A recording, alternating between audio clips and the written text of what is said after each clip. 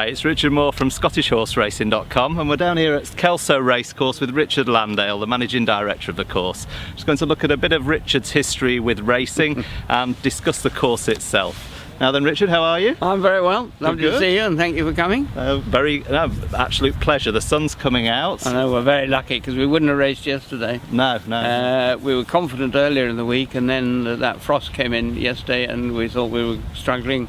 But the weather forecast they're getting so good at the weather forecast, they're getting accurate. Better and better, and you knew the milder weather was coming across. Yeah. We had 7 mils last night, so it's going to be heavy ground. You'll want a horse with stamina today. Stamina to get round. And tell us a little bit about the history of Kelso then, one of the 5 courses up here in Scotland. Yeah, 5, they're all independent. We're fiercely proud of being independent. We're small, but the 5 courses work closely together. We market it together. And that's through Scottish Racing, isn't it? Through Scottish Racing, which Delhi Innes runs. And it works really well, and we're all healthy and surviving. And so you're a winter jumps course here at Kelso. So you start first race meetings October, is it? Middle of September. Middle of September. We start with a twilight meeting in September, and we race through to the end of May. Right. With our Ladies' Day at the end of May. So we set out to be the nursery for the Cheltenham and Aintree festivals. The north is on a bit of a down at the moment. We haven't got the quality that we used to have, but hopefully that's cyclical and it'll come back. Yeah, and you still have some very good quality racing here then, don't you? We have some good quality. We have nearly £1 million prize money. Fabulous. Get criticised a bit for encouraging South Country horses to come up here and race here, but we've got a hugely keen core support. We've 500 and nearly 600 members, and they like to see good horses. We want the long runs and the absolutely top notches and those sort of horses to come up and race here. So we'll keep working at as much prize money as we can. And how many years have you been here now, Richard? Too long. I started as secretary. I've seen 3 chairmen. I started with Reg Tweedy, who hired me. And he said, you're not ideal for the job, but would you care to take it for 6 months and I can find somebody better? Because he wanted somebody that had a business in Kelso. And you were involved in property up here? I was involved. I'm a chartered surveyor, or I was, and I had an office in Wooler. So he thought that was too far away, and anyway, but we made it work, and then he asked me if I'd become managing director. And then I've had David Thompson as a chairman since, and he was tremendously, tremendous man. His son Sandy now trains. Sandy Thompson, he's very successful. Very successful. In the Borders National, I think that was his race. That was his race. He won it.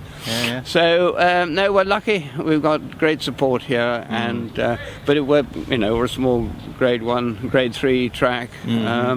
But it works.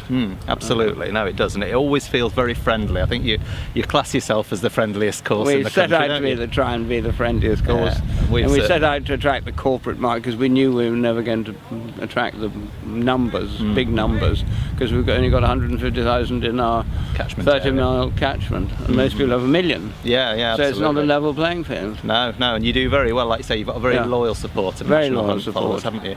So just go through the season then. What's some of the big races that you have here at Kelso through the season? The best one in the autumn is Persimmon Homes, Scottish Border National. We moved that. It was in the spring. We thought we'd have it at a reasonable time before the Aintree race, and it didn't work, but it works really well in the autumn now.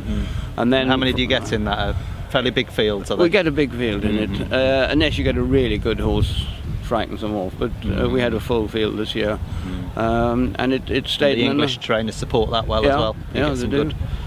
And then our next meeting's the biggest midweek day, 75,000 prize money. It's the Moor Battle Hurdle. And Nicky Henderson always sends his 2nd or 3rd string champion hurdler. And that's a great race day. And then we've got our 2 March Saturdays, which the second one's going to be on ITV terrestrial, and the tote and long run will be coming the 1st March meeting. Fabulous. It's the best national trial in the UK at the moment. Very good. Ballabriggs won it, Aurora's Encore ran in it. So it's a good trials race for the big Aintree. Fits. Just fits for Aintree, and I don't know why it is, but it works. Yeah. And what distance is that over? 2.7. 2.7. Yeah. So it's a good test. So I hope Mr. Hemmingson will be coming. Sending his horses up again this year. We'd love to see many clouds here. They say he's coming, and Oliver Sherwood said he would definitely come because it worked last year. But the grind went against him at Aintree this year. And he's been here a few times to Kelso, hasn't he? Many clouds. Yeah. So they obviously think it's a good test. Yeah. And gets him prepped very well for that. Yeah, and we've got stiff fences, so they don't brush through the top of them here. A proper test of a jumper. They have to jump. Yeah. And Long Run came last year and won the Ivan Straker race. So it's the first time a Gold Cup winner's raced in Scotland. Very good. Surprisingly, it's never happened before. Another feather in Kelso's cap. Another feather. And so, what are your plans going forward for the course? Do you constantly look to evolve what you do here at Kelso? Everything's ploughed back in. Every penny gets, because it's independent. Nobody gets a dividend or a bonus or anything. Every penny is ploughed back in, and so we just keep. If we don't lose a meeting, we can plough more back in. But prize money is our principal thing. But we're thinking our next big scheme is we're going to move the hurdle course around. The moment the hurdle course goes down the middle of the golf course, right? Yeah. We're going to thinking about moving it round the top. Okay. And I think that'll make it more efficient for watering, and drainage, and everything. Yeah, fabulous. It's just we'll work very hard to have consistent ground. That's what the horse wants. It wants to have the confidence to stride out. And be happy. Get into a rhythm. Yeah, they do, don't they? Yes. So you've got to have the ground consistent all the way round. Fabulous. Well, good luck, and thank you for your time today, Richard. Well, thank you very much. Look Thanks forward for coming. to following it. Thank you. Take care. Good.